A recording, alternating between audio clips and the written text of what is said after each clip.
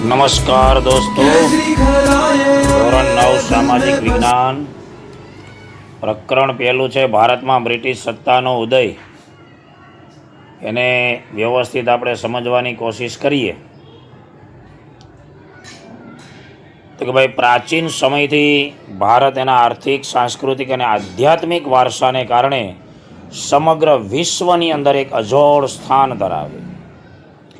ભારતનો સાંસ્કૃતિક વારસો અને પ્રાકૃતિક વારસો વિશ્વની અંદર અદ્ભુત સ્થાન ધરાવે અને ભારતની આર્થિક સમૃદ્ધિ એને કારણે વિશ્વના અનેક દેશોની પ્રજા છે એ ભારતની અંદર આવી.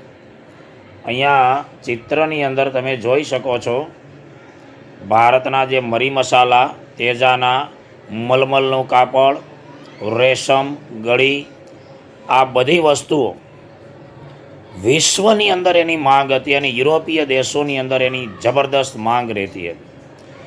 એટલે આ બધી વસ્તુઓની વિદેશમાં નિકાસ થતી અને એના બદલામાં સોનું એ ભારતમાં ઢસડાઈને આવતું હતું. એટલે ભારત સોને કી ચિડિયા તરીકે ઓળખાતો દેશ હતો. આ રીતની કલરફુલ પીપીટી આપણી પાસે તૈયાર છે અને એની મદદથી બનાવેલા વિડીયોઝ તમને મળશે આપણા ફેસબુક પેજ ઉપર.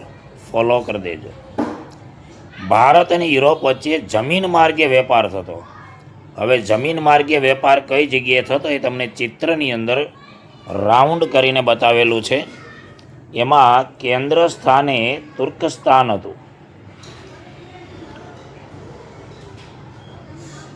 તુર્કસ્તાનમાં આવેલું ઇસ્તંબુલ, કે જેનું બીજું નામ હતું કોન્સ્ટેન્ટિનોપલ, એ અહીંયા ચિત્રની અંદર તમને સ્પષ્ટ બતાવું છું જરા ઝૂમ આઉટ કરીને. ભારત અને યુરોપ વચ્ચે કોન્સ્ટેન્ટિનોપલ શહેર ખરેખર કઈ જગ્યાએ આવેલું હતું એ અહીંયા ચિત્રની અંદર તમે જોઈ શકો છો. એટલે જળમાર્ગે વેપાર થતો હતો. પણ હવે થયું એવું કે 1453ની અંદર તુર્ક મુસલમાનોએ આ કોન્સ્ટેન્ટિનોપલ છે જીતી લીધું. એટલે ભારત અને યુરોપ વચ્ચેનો વેપાર થઈ ગયો બંધ. સમસ્યા ભારતને નહોતી, સમસ્યા યુરોપીય દેશોને હતી.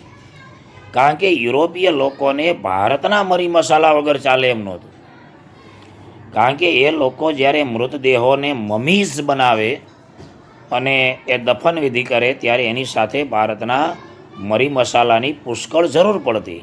મૃતદેહની સાથે સબ પેટીની અંદર એ મરી મસાલા છે એનો એ ઉપયોગ કરતા. એટલે ભારતના મરી મસાલા વગર એ લોકોને ચાલવાનું હતું જ નહીં. એટલે યુરોપીય લોકોની મજબૂરી હતી કે ભારત સુધી પહોંચવા માટેનો નવો જળમાર્ગ શોધે. અને એમાંથી ભૌગોલિક સંશોધનોના યુગની શરૂઆત થઈ. મળીશું નેક્સ્ટ વિડીયોની અંદર. શેર કરજો અને ફોલો કરજો. આ રીતના ધોરણ 9 અને 10 એસએસના વિડીયો તમને મળશે. ભારત આવવાના જળમાર્ગની શોધ કઈ રીતે થઈ, કોણે કરી, નેક્સ્ટ વિડીયોની અંદર